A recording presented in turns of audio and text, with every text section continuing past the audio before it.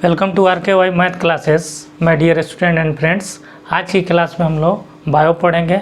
पिछली क्लास में हमने विटामिन ए पढ़ाया था। आज की क्लास में हम लोग विटामिन डी पढ़ेंगे। तो हम जानते हैं कि विटामिन डी जो है वो अक्सर लोग ये बताते हैं कि मतलब विटामिन डी जो है ना सूर्य के प्रकाश से यानी कि सनलाइट से हमको प्राप्त होती है, लेकिन ऐसा है नहीं। विटामिन डी जो है वो सूर्य के प्रकाश से नहीं, मतलब हमारे शरीर को डायरेक्ट यानी कि सूर्य के प्रकाश मिला और हमें विटामिन डी मिल गया, ऐसा होता नहीं है। हाँ, ये है कि सूर्य के प्रकाश की मदद से यानी कि हेल्प से विटामिन डी फॉर्मेशन में हमारे शरीर को मदद करता है।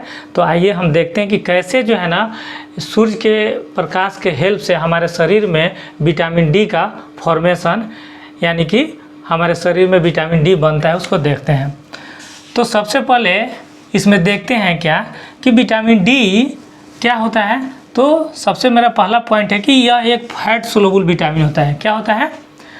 तो यह वसा में घुलनशील विटामिन है। विटामिन डी क्या होता है?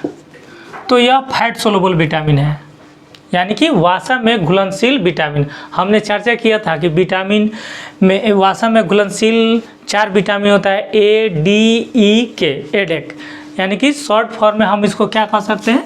एडेक। तो ये हम लोग पढ़ लिए हैं, ए डी ई के, एडेक। ये चारों के चारों विटामिन फैट सोलुबल विटामिन है, वसा में घुलनशील विटामिन है। हमने ए को पिछले क्लास में पढ़ लिया है, आज हम लोग डी पढ़ रहे हैं। तो यह भी क्या है? वसा में घुलनशील विटामिन है। तो कई बार क्वेश्चन में पूछा गया है एग्जाम में कि निम्नलिखित में से कौन सा वसा में घुलनशील विटामिन है। तो आपको ऑप्शन के साथ आप देख लें, इस 4 में से कोई एक ऑप्शन में रहेगा ही। तो ये फैट सोलुबल विटामिन है, पहला पॉइंट हो गया।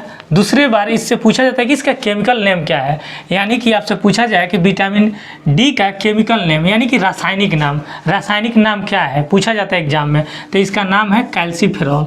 यानी कि आपसे पूछा जाए कि विटामिन डी का केमिकल नेम यानी कि रासायनिक नाम क्या है, तो आप कह सकते हैं कि विटामिन डी का रासायनिक नाम कैल्सीफेरॉल है।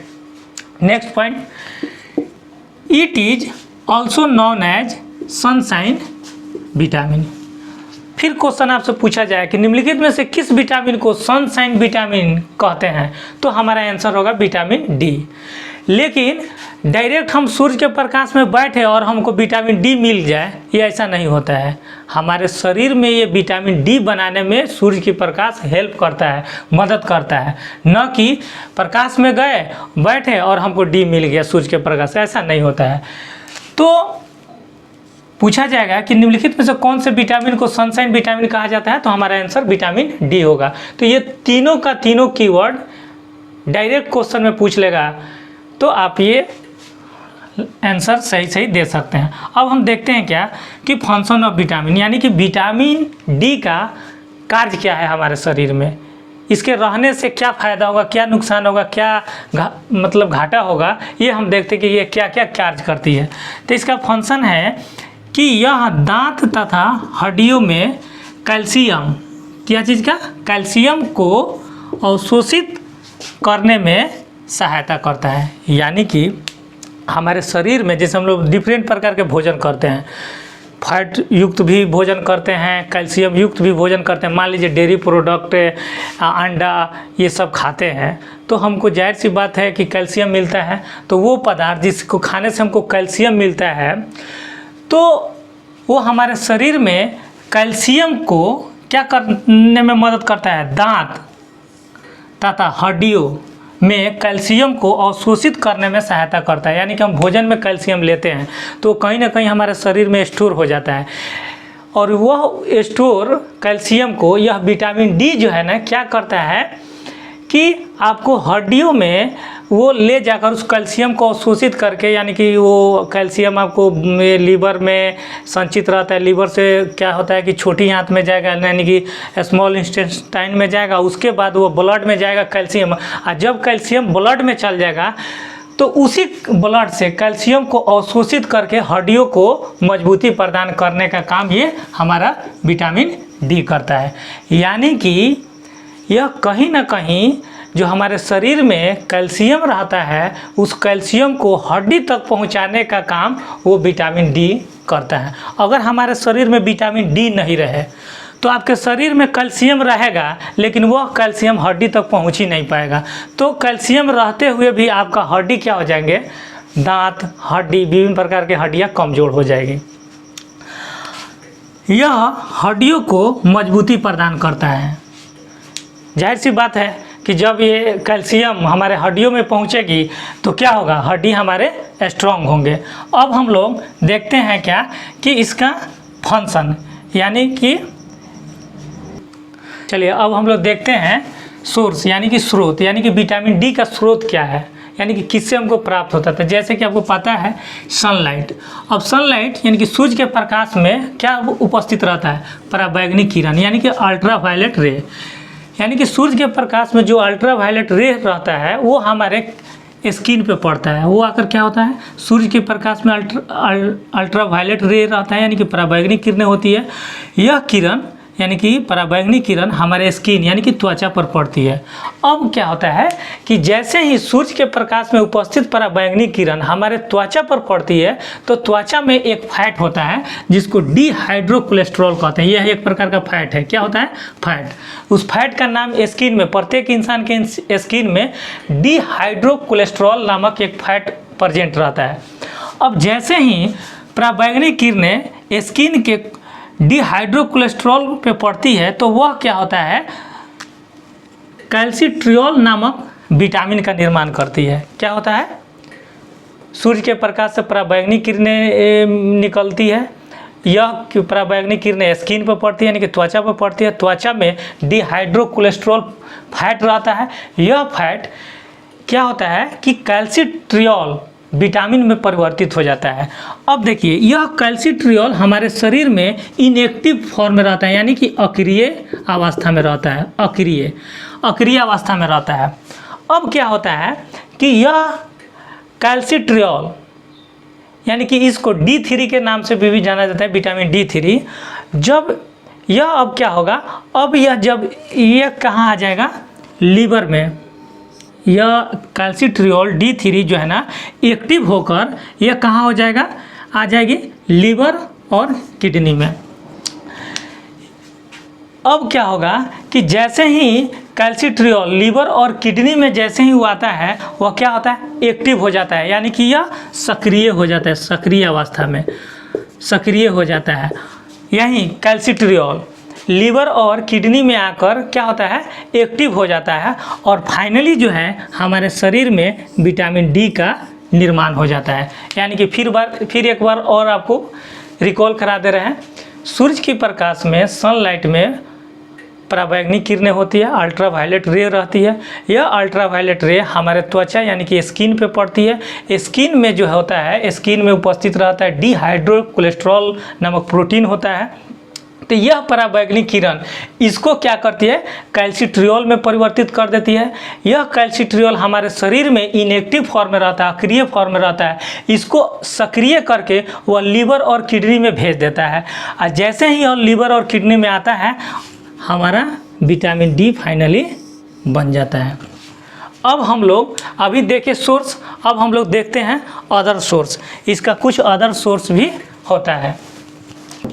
अब अदर सोर्स देखते हैं, अन्य स्रोत। यानी कि केवल यह एकमात्र नहीं होता है कि हाँ सूर्य के प्रकाश से हमें विटामिन डी मिल जाए, कुछ भोजन पदार्थ से भी विटामिन डी मिल जाता है। हाँ 90% स्रोत जो है वो सूर्य के प्रकाश ही है, लेकिन 10-20% के लगभग जो है ना कुछ हम लोग को खाने से भी मिल जाता है। जैसे अनाज यानी कि गेहूँ, चावल, ये सब खाते हैं लोग ना, तो उससे भी जो है ना विटामिन डी हमको मिल जाती है। एग हो, अंडा, लीवर फिश यानी कि मछली का जो लीवर होता है वो भी खाने से विटामिन डी मिलती है। डेयरी प्रोडक्ट यानी कि पनीर, घी, ये सब जो होता है ना, दूध, दही हुई, ये सब भी खाते हैं तो हमको विटामिन डी मिलता है। उसके बाद सोयाबीन। तो ये हुआ अदर स्रोत। अन्य स्रोत में अनाज, egg, liver fish, dairy product, soybean, इन सब को खाने से भी हमारे शरीर को विटामिन डी की प्राप्ति होती है। अब देखते हैं क्या कि इसकी कमी से कौन सी रोग हो जाएगी। अगर मान लीजिए विटामिन डी अगर रहेगा तो ये सब तो मिल ही जाएगा, लेकिन अगर कमी हो जाए तो हमको कौन सी रोग हो जाएगी। तो देखते हैं डिजीज यानी कि रोग। तो देखा जाए यह विटामिन डी की कमी से, अगर बच्चे में अगर विटामिन डी की कमी है तो उस बच्चों को कुछ और रोग होगा। अगर एडल्ट में अगर वो विटामिन डी की कमी है, यानी कि 18 वर्ष से ज़्यादा के उम्र के अगर किसी व्यक्ति को है, तो उनमें किसी और प्रकार की रोग होगी। यानी कि रोग का 2 क्राइटेरिया है, एक बच्चे के लिए और एक एडल्ट के लिए। अब देखिए जाए, अगर चाइल्ड में यानी कि बच्चा में विटामिन डी की कमी हो जाए तो उसको कौन सा रोग हो जाएगा? रिकेट्स हो जाएगी। क्या हो जाएगी? रिकेट्स। यानी रिकेट्स को हिंदी में सूखा रोग कहते हैं।